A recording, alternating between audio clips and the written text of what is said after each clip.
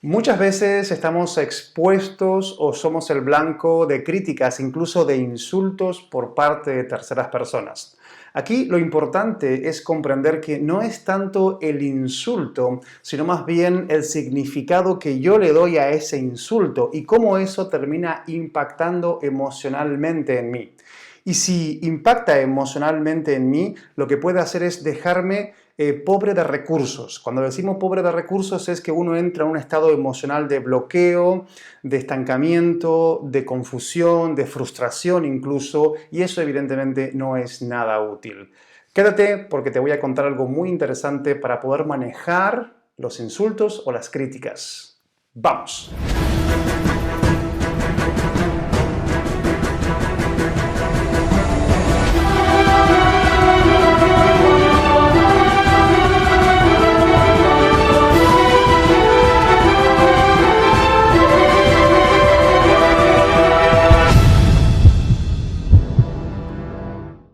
Antes de comenzar, déjame recordarte que puedes suscribirte a este canal para poder recibir vídeos todos los martes y los viernes y que puedes seguirme también en Facebook o en Instagram como Sebastián Darpa. Bien, comencemos entonces con el tema de cómo manejar las críticas o los insultos. Realmente tú ya sabes y es muy difícil poder transitar nuestra vida sin recibir en algún momento una crítica o un insulto por parte de alguien.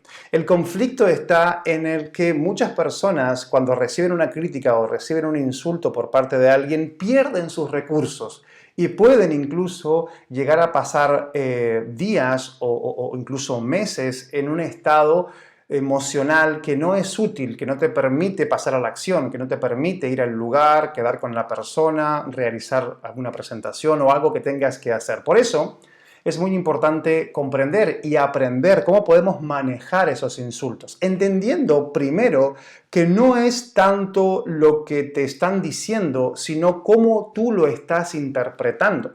Cuando alguien recibe una crítica o recibe un insulto, lo que suele sentirse es herido o herida por esa crítica o ese insulto. Y eso quiere decir que, wow, estás dejando pasar un montón de información y estás haciendo una interpretación de eso que te están diciendo o dándole demasiada importancia a esa persona o a ese contexto en el cual tú has recibido esa crítica.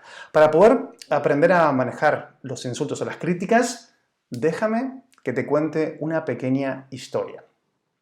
Resulta que Buda estaba dando su plática diaria en un pequeño pueblo. Entonces él llegaba con sus alumnos, reunía a un montón de gente y comenzaba a hablar acerca de los temas que él desarrollaba. Un buen día, en un pequeño pueblo, Buda comenzó con su plática diaria y de repente una de las personas se levantó, se puso enfrente de Buda y comenzó a insultarle en la cara. Es como que lo tenía aquí y este hombre lo insultó y le dijo un montón de cosas a Buda.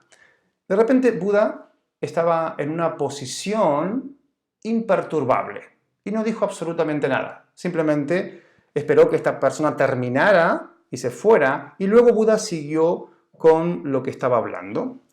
Cuando terminó, uno de sus alumnos se acercó a él y le dijo: «Maestro, pero ¿cómo usted ha permitido que esa persona le insultara y le criticara de esa manera y usted no ha hecho nada, no se ha defendido?»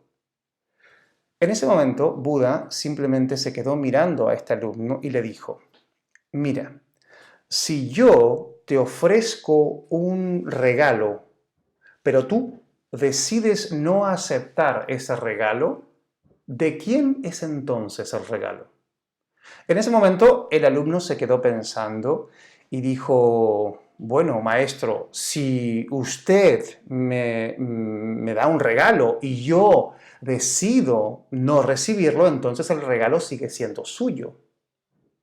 Y Buda dijo: «Pues bien, de esta misma forma, estas personas deciden regalarme sus insultos y yo simplemente decido no aceptarlo, dejándolos directamente en sus manos». Bien, esta pequeña historia nos sirve para reflejar la importancia de que cuando nosotros recibimos una crítica o recibimos un insulto, el conflicto aparece cuando nosotros permitimos, dejamos entrar o recibimos y de alguna forma permitimos que ese insulto entre dentro de nosotros.